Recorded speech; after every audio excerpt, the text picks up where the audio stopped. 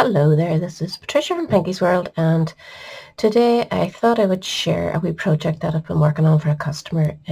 She wanted a variety of wee boxes to gift some tea bags. It's for a Dungeons and Dragons thing apparently, and they all had to be in specific colours for each person, but they're all going to be tea related. So this is the wee packaging that I came up with, and it holds 3 tea bags in there, and they'll all be coordinated with the colours. These are just 3 that I have.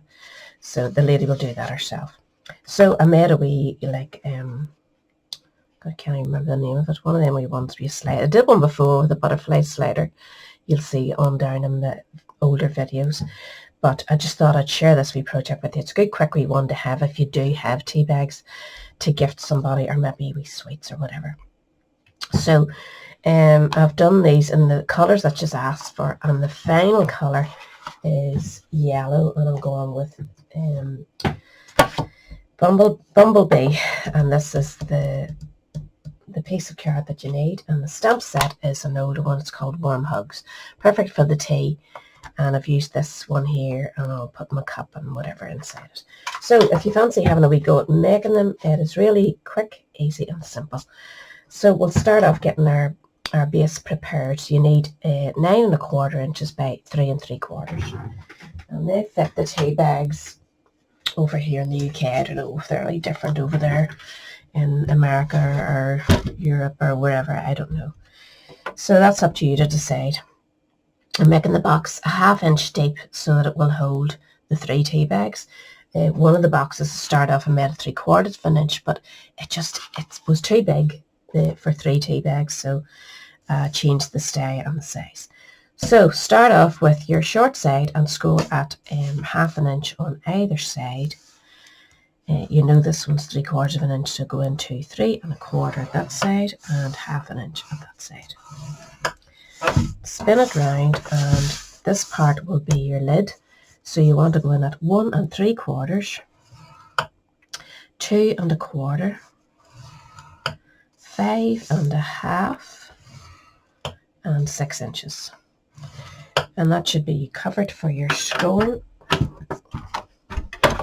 Oops, sorry, I've shifted tables and I'm right under the window now, so I'm getting lots of light, but it's also having a wee slidey notion of its own, and I haven't taken my paper down either, so all is not fair. Right, so we want to do a bit of stamping on this before we move forward, and normally I've went in with the colour that I've used, the same colours card, same colour of ink for the stamping, so I'm not sure if it's going to work on this. So I'm going to try it on a wee piece of scrap, and if it covers well, fine, but you can see the red one did not show up well at all. Very disappointing. I'm going to make another one to replace that for. So it's better to have the thing showing up, isn't it? So I'm trying it in the Bumblebee. What do I do here? Yeah, it shows up okay, doesn't it? So we're just going to do that. So what you want to do is do your folds and get your head around where your top and your bottom is. And to help with that, if you round your corners off after you cut, we're going to actually cut off, we don't need this. So we'll just keep this, cut this one in and keep this. So I'm hoping you can see that in that light. So just go in and chop this off, and then straight up through both those. Same on the other side. Right down to past that wee 1/2 inch score that you made. And you can cut that in ever so slightly, but just a wee bit. When you go into your 1/2 inch that holds this end of your box, you want to cut it straight where the score line is on both sides, keeping the rough scored bit to the inside, and then you can chop away a wee bit. It only adds bulk to your box that you don't really want. Same with the other side.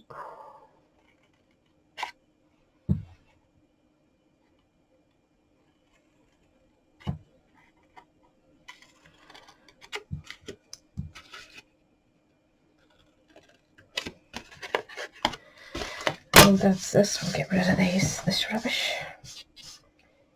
And if you have a wee corner rounder of some sort, you can round the corner. This one is really, it's only 5mm and it's no good. Don't buy it, whatever you do. It is absolutely no good. It just makes too small an indent for my liking. But, you know, it gives it a wee bit of round. So now you know that is your top, and this is the way the box is going to fold. I've got to fold these ones, didn't I? We're not sticking anything down this stage. We're going to do our stamping first, and then we'll be prepared. So this will close up like so. This will go to the top. So we know the stamping faces us this way on this one and this one. So fold them out when you're stamping them so that you know that and you're not getting all mixed up. So I'm just going to go in really quickly and do teacups at different angles and overstamp, and I'll come straight back to you. Now flip your page. You've had this one down like so, so you know that's why I have to flip it up, and you know that this area here has to be the cup straight up. So just go back in and do your stamping again. Just randomly stamp that wee cup or whatever you're going to use this for. This is what the lady wanted, so this is what we're giving her.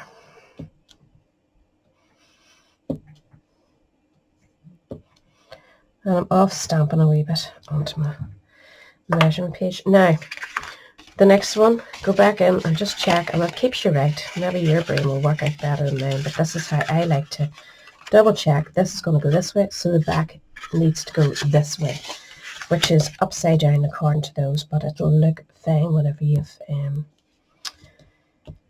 your stamping all done and the box is all fixed up. So again, just quickly randomly stamp.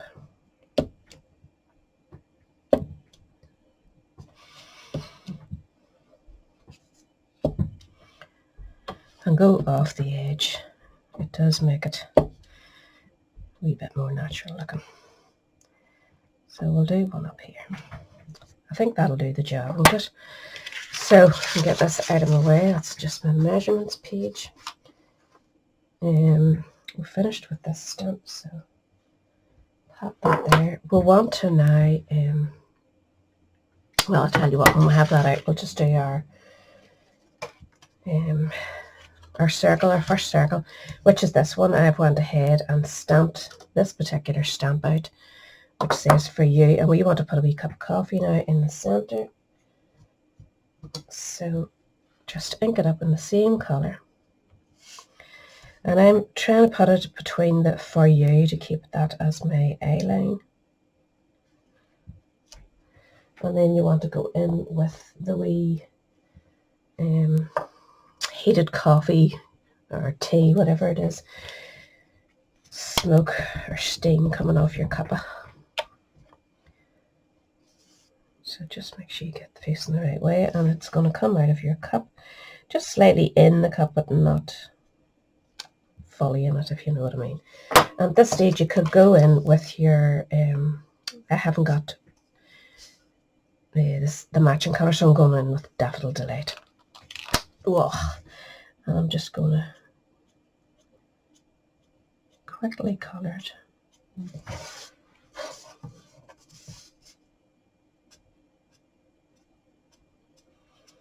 This is the dark one. I'm going to go around the handle as well. It's just to keep it all matching. And then go in with your light one. And just colour right across. Just blend all that in together. And then you can add a wee bit to the very top of the cup. And then go in with your dark crumb cake and just add a wee bit of colouring for the tea. And that finishes that off for you. So we can now put these away. This has to be hand cut, so I'm going to go in now and cut around it with my scissors. The punch that I'm using is the next size up, which is 1.5 inches. So I don't have one that brings it to lower than that to save my cutting it, so I'm just cutting it. And it's easy enough to cut around. Just keep your scissors following the lines and cut it out. So I've this all finished. It's layered up with dimensionals on top of the punched out bumblebee, and I now need to punch out a 1-inch circle from the same colour, and that's to work our wee mechanism. And the only other punch that you're going to need is this one. If you haven't got it, I don't know what, you might look for a wee die that's that size, but this works perfectly for me and got me through these really quick. So now we go back to our box, and we know this is the part that we want to punch our full segment into. And to fit it in properly, you need to fold in your halves so that this can slide in. And you want it to go to the middle, and I'm using, there's a line here at the top of the Stampin' Up mark. I can see a line going right across. You may not see it, but you will if you have this in your hand. And I want to center it between this way and that way. So I'm using, I know from old that the line works well from it. If I line this bit of card here up with this line and set and get it centered that way. If that makes sense to you. Now I can hardly see it myself now. Right, down here, just making sure that you're straight before you, like, it should work okay. If you're slightly off, don't worry about it. Punch that out, and there you're left with your central part. Now you want this to fit over the top of this, and in order to do so you want to use one of these cut out with a tiny bit of sticky that you've taken most of the sticky off so you don't rip your card, and you want to line these things up so that you can work out where this is going to sit. Stick that to myself for a second, and just making sure you get everything nicely lined up before you stick this in place. And you want to line it up with the cutout bit, so you're slapping that in there so that it fits perfectly. And much easier if you put something inside this, wouldn't it? I used my tea bags the last time, so hopefully that will help. So that is staying there. This sticky side up to the top, this slides in. It's just to give you a better mark. I'm sure there's an easier way to do this, but this is how I did it. So I know that sits there. Oh, took too much sticky off it. Put another wee trim on it. That was very cheeky. Now, line it up again. Slide it in. Better safe than sorry. Pop it there, and you know that's where it is now. So take your block out. Slide this in and line it up with your positioned piece so that you can crunch it out. And there you have your wee mechanism now, so that closes onto that. So now you can well, I'm going to do this bit first before I put on the box. And what you need for this is a dimensional, a full one preferably. Stick it to the center of your 1 inch, as central as you can get it, of your 1 inch circle. And then you want to just slide that in. And if you turn it, you'll see that when you have both sides lined up, it's the perfect width for that. So you want that to go there. Take your wee piece of sticky off. The wee bugger will stay in place. And then you want to center this on your slider. And that should slide up and down perfectly for you. So now that's done, we can make our bag up, our box, sorry. We want these ones that are the top part, or the bottom part, sorry, to go wrap around this one. So we're going to start putting glue on these two here. And I'm just going with multi-purpose glue. Tomboy. So just put a wee bit on those. And then we're just going to stick this one, bring your back up, and then get that nice and straight so that you're really happy with the take on it. And make sure that's, you know, sticking nicely. Check it out so it's nice and straight and you've no bendy bits. Keep checking as you go along. Make sure you're happy with everything. There's no too much over the top or whatever. If you've narrowed those down, it should be fine. And check that this is all closing. I can see that is slightly, so I'm going to take a wee trim, just an ever so slightly trim, and actually do both sides.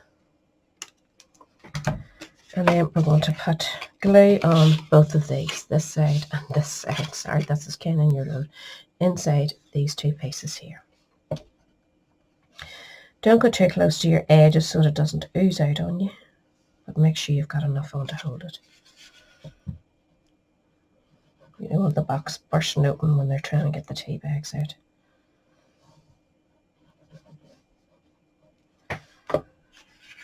So just close that up. Make sure everything is nice and straight. Taken properly.